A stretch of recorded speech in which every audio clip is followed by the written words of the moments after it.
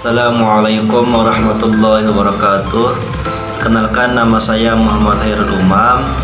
Saya kuliah di kampus Institut Agama Islam Kebaran Bagu, Prodi PGMI semester 4. Video ini untuk memenuhi tugas akhir semester pada mata kuliah pembelajaran IPA SDMI, dosen pengampu Firanda Bayu Aditama. Pada kesempatan ini saya akan membahas tentang bagian-bagian tumbuhan dan fungsinya. Tumbuhan adalah sumber makanan bagi manusia, mulai dari batang hingga buahnya bisa dimanfaatkan oleh manusia, bahkan hewan pun bisa mengkonsumsinya. Tumbuhan bisa menghasilkan oksigen yang diperlukan manusia dan hewan untuk bernapas. Jadi, tumbuhan-tumbuhan itu sangat bermanfaat dan berguna bagi manusia dan hewan-hewan. Di sini ada gambar tumbuhan dan bagian-bagiannya. Selanjutnya, bagian-bagian tumbuhan itu ada 6. Yang pertama akar, yang kedua batang, yang ketiga daun, yang keempat bunga, yang kelima buah, dan yang keenam biji. Selanjutnya saya akan membahas tentang fungsi dari bagian-bagian tumbuhan-tumbuhan tersebut. Yang pertama akar. Akar merupakan bagian tumbuhan yang umumnya berada di dalam tanah.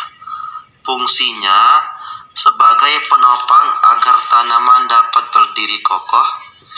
Yang kedua, menyerap air dan mineral dari tanah dan meneruskannya ke batang. Yang ketiga, menyimpan cadangan makanan. Contohnya seperti tumbuhan wortel dan ubi. Ada juga akar yang berada di luar tanah seperti akar pohon beringin. Dan bagian tumbuhan yang kedua adalah batang. Batang adalah salah satu bagian dari tumbuh-tumbuhan. Fungsinya sebagai penopang tumbuhan sehingga membuat tumbuhan tetap bisa berdiri. Yang kedua, batang juga tempat munculnya daun, bunga, dan buah pada tumbuhan. Batang menjadi pendukung bagian-bagian lain yang ada pada tumbuhan. Contohnya seperti daun, bunga, dan juga buah, karena jika tidak ada batang maka bagian-bagian lain dari tumbuhan tidak akan dapat hidup dengan baik. Itulah diantaranya fungsi batang. Selanjutnya, bagian tumbuhan yang ketiga adalah daun. Daun merupakan bagian tanaman yang tumbuh berhelai-helai pada ranting. Fungsi daun salah diantaranya adalah tempat berlangsungnya fotosintesis. Selanjutnya, tempat pengeluaran uap air. Kemudian bagian tumbuhan yang keempat adalah bunga. Bunga adalah alat reproduksi seksual pada tumbuhan berbunga. Pada bunga terdapat reproduksi yaitu benang sari dan putik.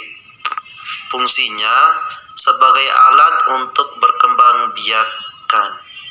Tumbuhan yang kelima adalah buah.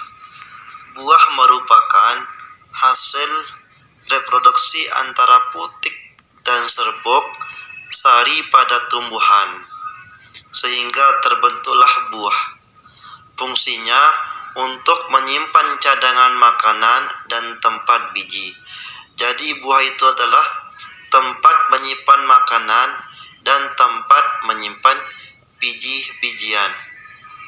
Selanjutnya, fungsi yang kedua, sumber vitamin. Jadi buah itu adalah tempat sumber vitamin bagi tumbuhan. Dan yang ketiga, sumber air dan gizi. Itulah fungsi dari buah. Bagian tumbuhan yang keenam adalah biji. Biji adalah bakal biji dari tumbuhan berbunga yang telah masak. Fungsi biji yang diantaranya adalah bakal tumbuhan baru. Jadi fungsi biji ini adalah sebagai tanaman-tanaman yang baru. Itulah fungsi di antara biji. Itulah yang dapat saya sampaikan. Apabila banyak kesalahan mohon dimaafkan. Sekian, assalamualaikum warahmatullahi wabarakatuh.